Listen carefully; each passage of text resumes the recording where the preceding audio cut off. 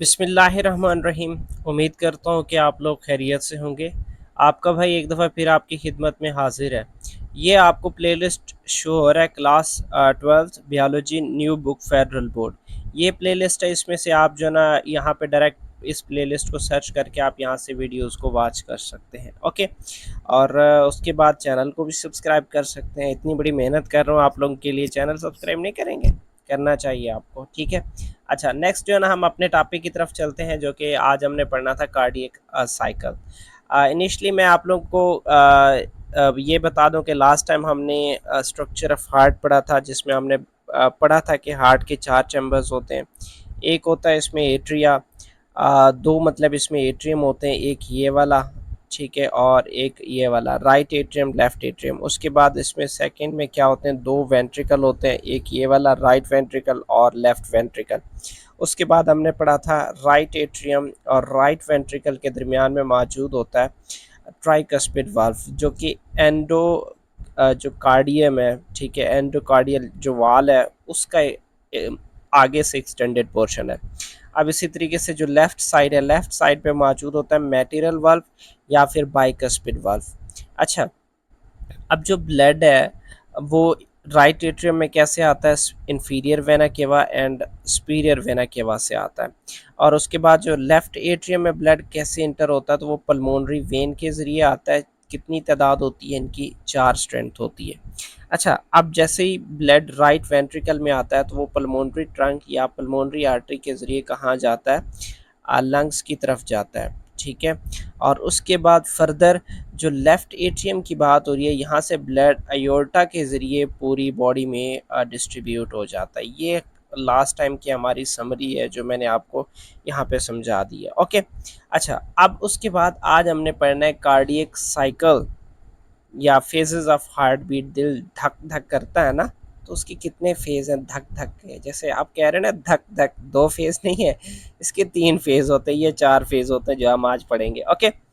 तो cardiac cycle की सबसे पहले डेफिनेशन क्या है, one complete heart beat is known as cardiac cycle. जब एक दफ़ा हार्ट बीट मतलब कंट्रैक्ट होकर रिलैक्स होता है, ये कार्डियक साइकिल है, ठीक है। Heart works in a continuous manner. आप चाहे बेशक सो रहे हो, घोड़े बेच के सो रहे हो, फिर भी आपका जो हार्ट है वो वर्क करता रहता है।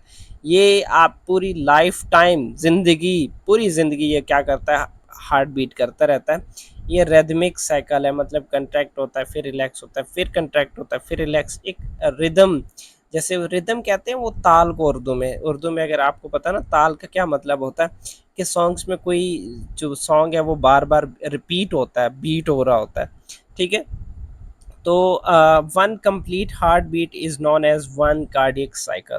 इसमें दो चीज़ें होती हैं, टू मेन टर्म्स इसमें यूज़ होते हैं। एक होता है सिस्टोल का, दूसरा होता है डायसिस्टोल का। सिस्टोल का मतलब होता है कंट्रैक्शन, कि आपका हार्ट कंट्रैक्ट होगा, इसको हम सिस्टोल का नाम देंगे। जब आपके हार्ट के जो पोर्शन है वो रिलैक्स होंगे तो इस चीज़ को डायस्टोल का नाम देंगे। अच्छा, इसके 4 पोर्शन है, इसके 4 हैं या 2 कह लें। अब 2 4 कैसे है कि एट्रियल सिस्टोल एक हो गया, एट्रियल डायस्टोल 2 हो गया। या तो एट्रिया कंट्रैक्ट होगा या एट्रिया रिलैक्स होगा। अब वेंट्रिकुलर सिस्टोल जब वेंट्रिकल्स कंट्रैक्ट होंगे, वेंट्रिकल डायस्टोल जब वेंट्रिकल रिलैक्स होंगे, ठीक है।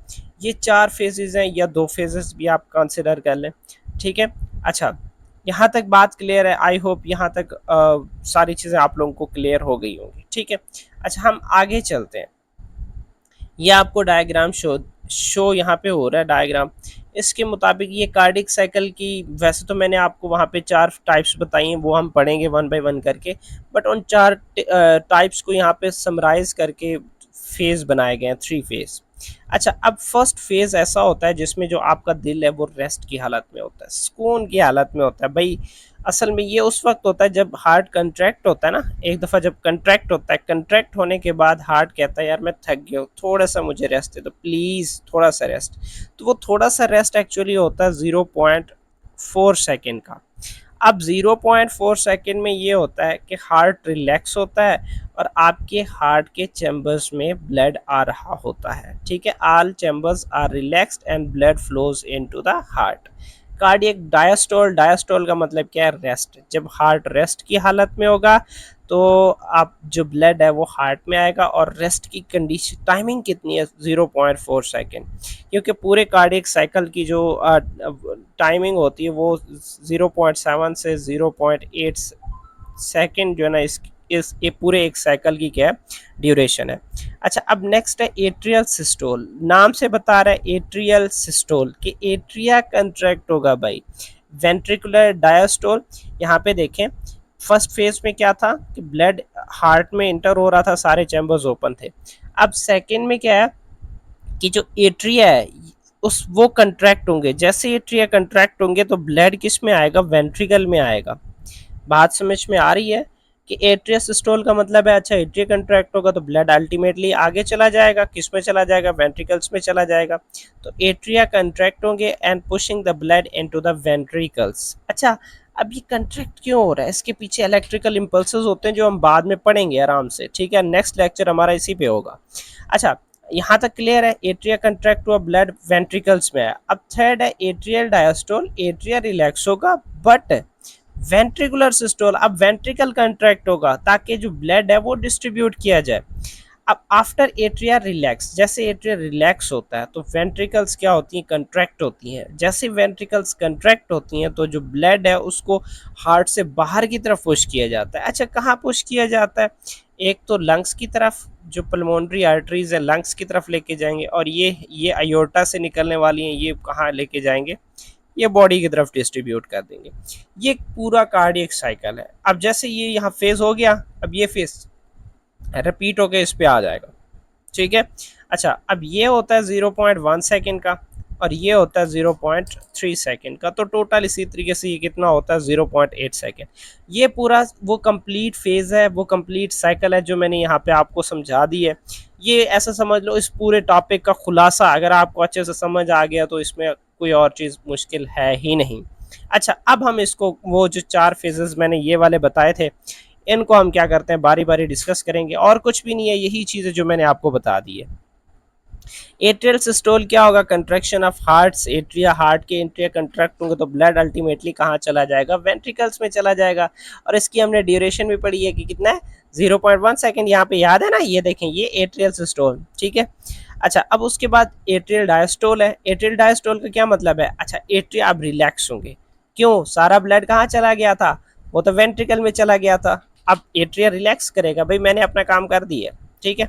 अब blood enter into the right atrium वाइव वेना केवा। अच्छा, बात हो रही है कि भाई अब एक तो ये कि एट्रिया रिलैक्स है तो अब एट्रिया में ब्लड कहाँ से आएगा, वेना केवा से आएगा।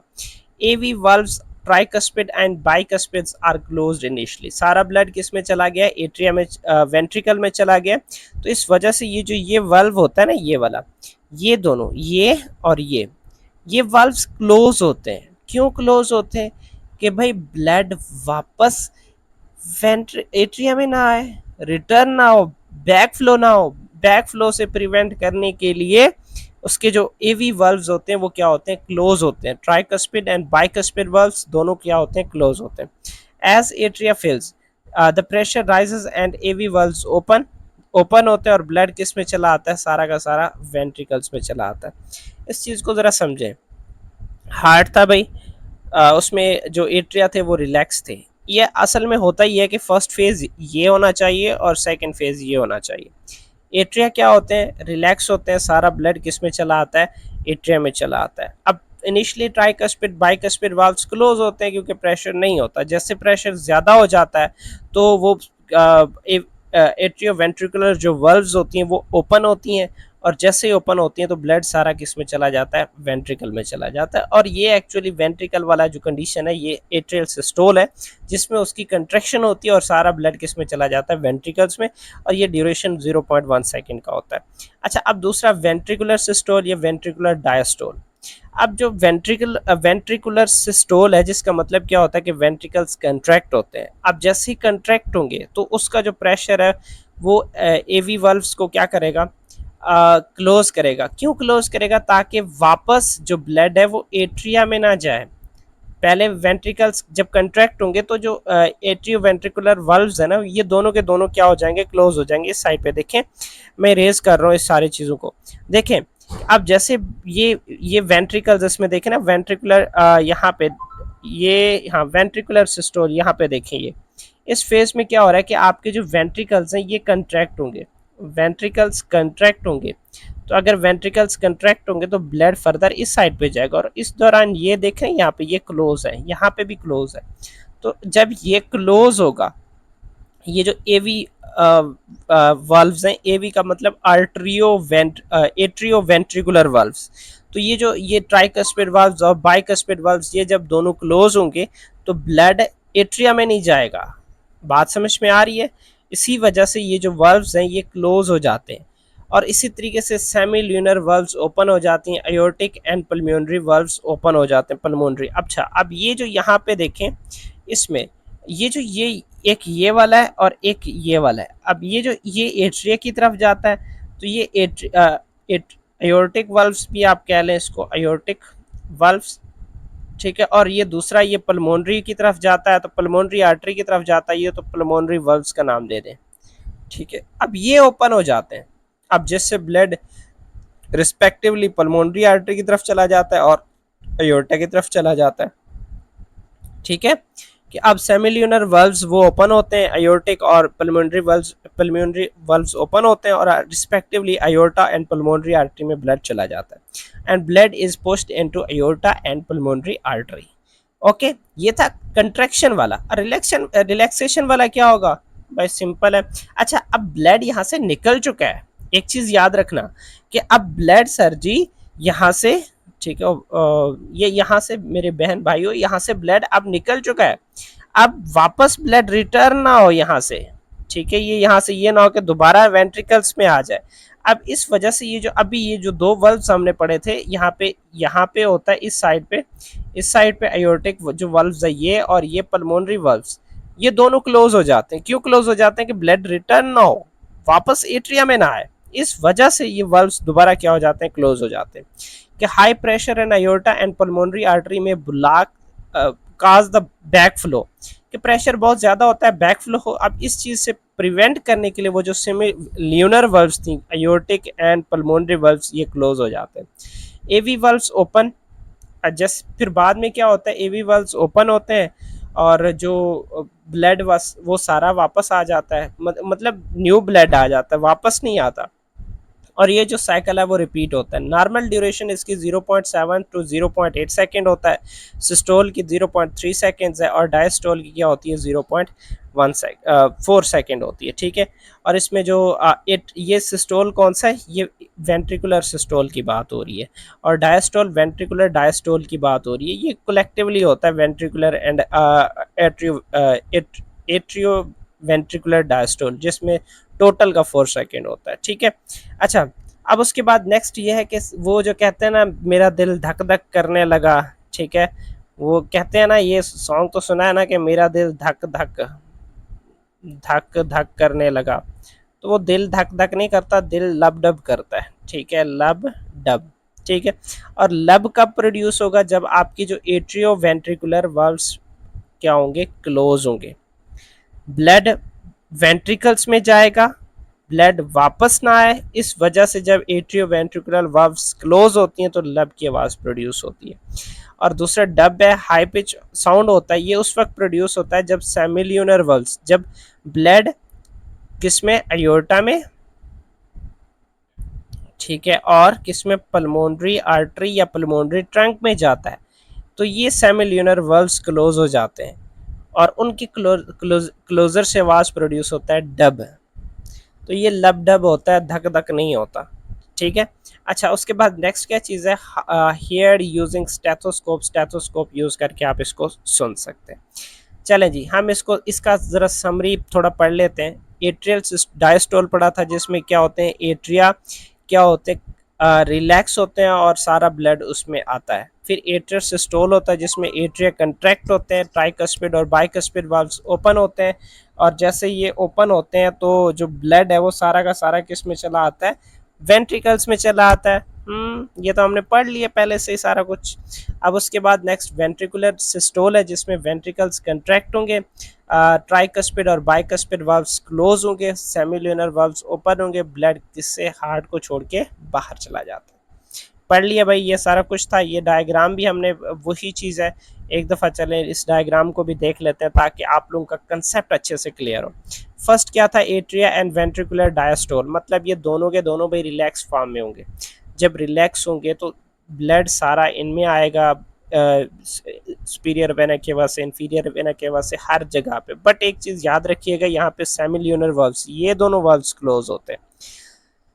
हार्ड डायस्टोल होता है, रिलैक्स फॉर्मेट में होता है, इसकी ड्यूरेशन 0.4 सेकेंड होती है, ठीक है। एट्रियो वेंट्रिकुलर वाल्व्स ओपन होते हैं, एट्रियो और वेंट्रिकुलर में ब्लड इकट्ठा होता है।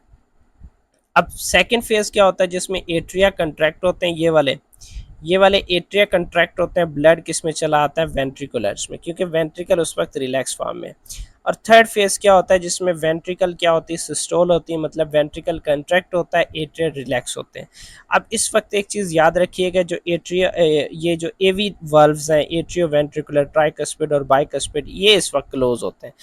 फर्स्ट स्टेप में क्या होते हैं, सेमिल्यूनर वाल्व्स क्लोज होते हैं, थर्ड स्टेप में एवी वाल्व्स क्लोज होती हैं, ताकि ब्लड क्या हो, जो है ना, वापस एट्रिया में ना चला जाए। और रिस्पेक्टिवली क्या हो जाता है कि वो सेमिल्यूनर वाल्व्स ओपन होते हैं, तो वो अयोर्टा, ये पल्मोनरी ट्रंक और ये अयोर्टा में चला जाता है। एट्रियल सिस्टोल की मैंने आपको बताई थी, ड्यूरेशन 0.1 सेकेंड होती है, और वेंट्रिकुलर सिस्टोल की ड्यूरेशन 0.3 सेकेंड होती है। ये था हमारा आज का टॉपिक, ठीक है। और उसके अलावा जो है ना, ये नंबर आपको दिया गया, इस नंबर पे रब्ता करके आप लोग व्हाट्सएप ग्रुप में ज्वाइन हो सकते हैं। उसके बाद जो है ना, आप लोग ऑनलाइन क्लासेस लेना चाहते हैं तो उसके लिए भी आप इस नंबर पे रब्ता कर सकते हैं। इंशाल्लाह मिलते हैं नेक्स्ट वीडियो में, तब तक इजाज़त चाहता हूँ। ओके, अल्लाह हाफिज़।